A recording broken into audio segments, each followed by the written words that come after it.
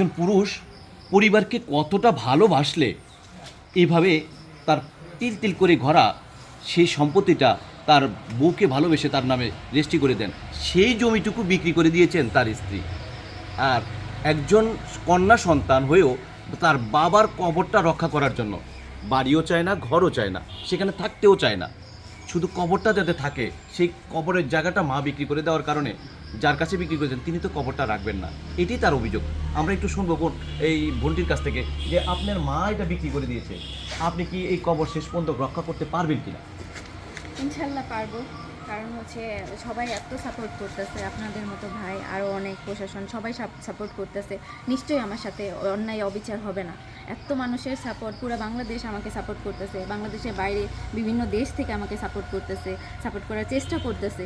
নিশ্চয়ই আমার সাথে অন্যায় অবিচার হবে না, আমি অবশ্যই রক্ষা করতে পারবো। বাংলাদেশের আইন যেহেতু আছে, প্রশাসন যেহেতু আছে, আপনাদের মতো ভালো ভালো ভাই যেহেতু আছে, আমার পাশে যেহেতু দাঁড়াইছেন, আমি অবশ্যই রক্ষা করতে পারবো। এই কনফিডেন্স আমার মধ্যে আছে, আলহামদুলিল্লাহ।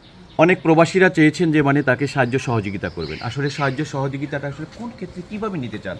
সেটা অর্থ নাকি আইনি সহযোগিতা, না তার পাশে থাকতে চান তাদের পরিবারের যাতে কোনো ক্ষতিগ্রস্ত না হয়? আমরা সেই বিষয়টা একটু জানার চেষ্টা করি। আমার কাছে ইউনাইটেড থেকে একজন ফোন দিয়েছেন, তিনি ফোন দিয়ে তাকে কী সহযোগিতা করতে চান সেটাও বলেছেন, কিন্তু আমি এই বোনটি কী সহযোগিতা চাই তিনি এই মেসেজটা পেয়ে যান আমার এই ভিডিওর মাধ্যমে।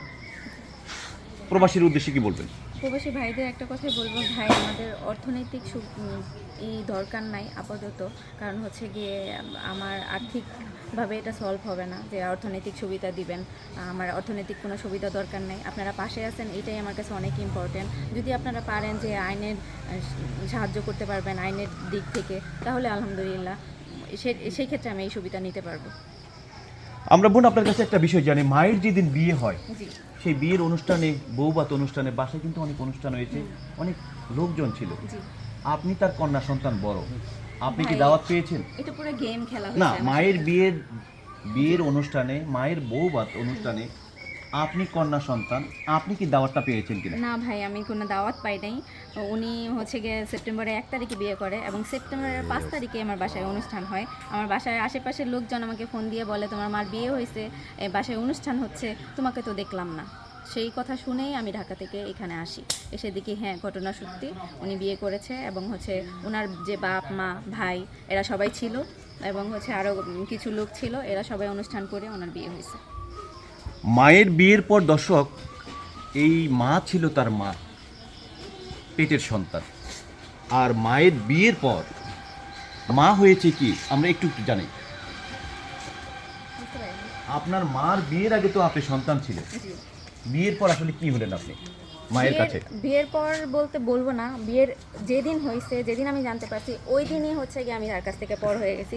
ওই দিনই ডিরেক্ট বলে দিছে, তোমাদের মতো সন্তান আমার দরকার নাই, আমার শুধু দরকার আমার হাজব্যান্ড। এবং আমার নানি বলতেছিল একটা খারাপ বাসায় যে তোমার যেহেতু জামাই লাগে, আমারও জামাই লাগে, আমার মেয়েরও জামাই লাগে। আমার মাও বলতেছে, তোর যেহেতু জামাই লাগে তুই জামাই নিয়ে থাকোস, আমারও জামাই লাগবে, আমি জামাই নিয়ে থাকবো। এই কথা বলেই তুই এক্ষুনি এই বাসা থেকে নেমে যা। রাতের বেলায় আমার ছোটো বোন ভাইসহ আমি বাসা থেকে নেমে যাই এবং সকালবেলায় এলাকার সবাই মোটামুটি ডেকে নিয়ে আসি। ডেকে নিয়ে এসে আমার বাসায় বসে একটা কথা বলে যে মা মেয়ে সম্পর্ক হয়তো ঠিক হয়ে যাবে। কিন্তু 2 বছর হয়ে গেছে আমাদের কোনো সম্পর্ক ঠিক হয় নাই এবং সে তার অহংকার, তার ইগো, তার টাকা, টাকার কারণে আমি হেরে গেছি তার কাছে, তার সম্পদের পিছনে আমি হেরে গেছি, আমি ক্লান্ত। এখন যে